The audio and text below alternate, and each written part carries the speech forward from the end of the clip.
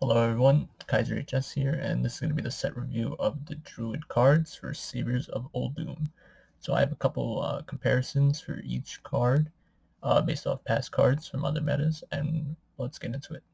So first off, we have Garden Gnome, summons two 2/2 treants.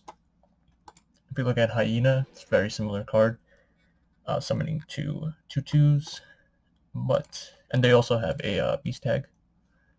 Treants don't actually say the tag in it, but as long as it has the word treant in it, regardless of the art, it's going to count for treant synergies.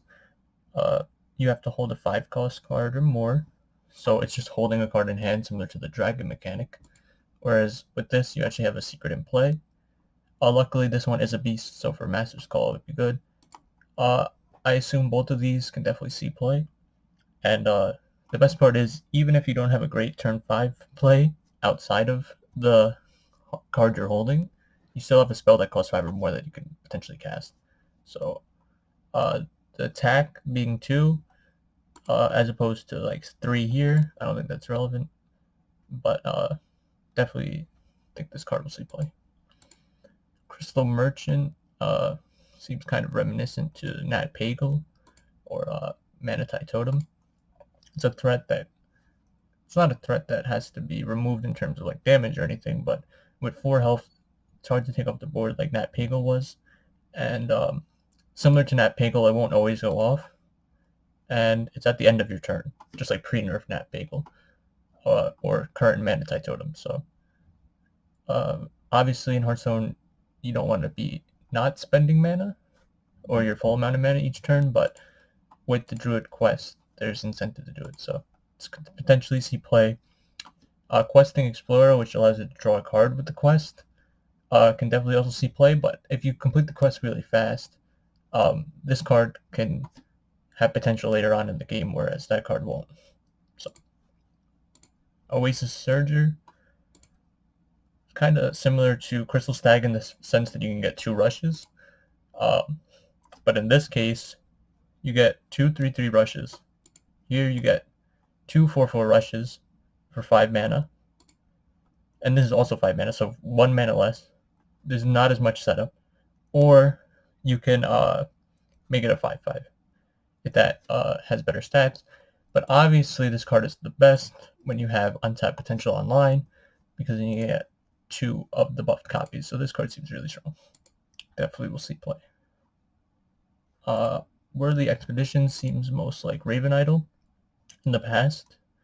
This was a choose one, so if you had Fandral at the time, you could discover both, and you're getting a minion and a spell, which is like better for your discovery chances. Whereas this is like choose one, and the pool is much smaller, so you can get better odds for finding a specific card. But this can help you get better value in most cases. Though both are discover, so it's still going to be in your class range and neutrals. But this is discovering a choose one card, so it's just going to be your class and choose ones, right? Definitely these type of 1 mana cards can see play. Overflow, very reminiscent of Ultimate Infestation, especially with this next card, Anubiset Defender, very reminiscent of Arcane Tyrant. Actually, this card is better than Arcane Tyrant in the sense that 1 attack less for 1 extra health and taunt on a free card when you play a spell that costs 5 or more is pretty insane. This card is probably one of the best that Druid got so far. And Overflow is basically like a sprint, if you don't want to compare it to UI, where you draw 1 extra card, and you can also heal 5 or more. This works with Loosen Bark and other revive effects, or even proccing things like this if you still want to play it.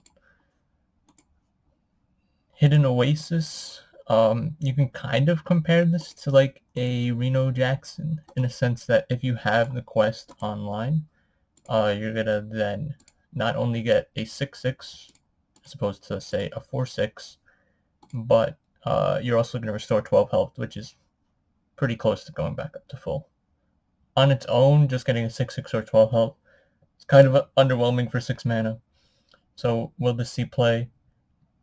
In most Druid decks, probably not unless you're really going hard on getting quest value or trying to have uh, cards that cost 5 or more, right? Bees allows you to do some really good combos with Floop's Glorious Gloop, because each time these attack a card, they're gonna, if they're attacking something with at least one attack, it's gonna die and then give you a mana for each time if you played Floop before it.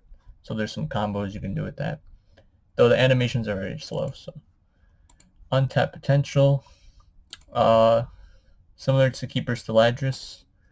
With Keeper Steladris, you have to play the minion for 2 mana, and then you get copies of both choose one effects, like half and half of it. Whereas in this, you're going to play them both together, which is obviously incredible. Also, with this quest, you don't really have to invest too much into it. Just by passing your turn with 1 mana left over, you complete it. So in terms of deck constraints, this quest seems like super easy to slot in. The only thing is, if you don't have enough choose one cards in your deck, then it's probably not worth putting in.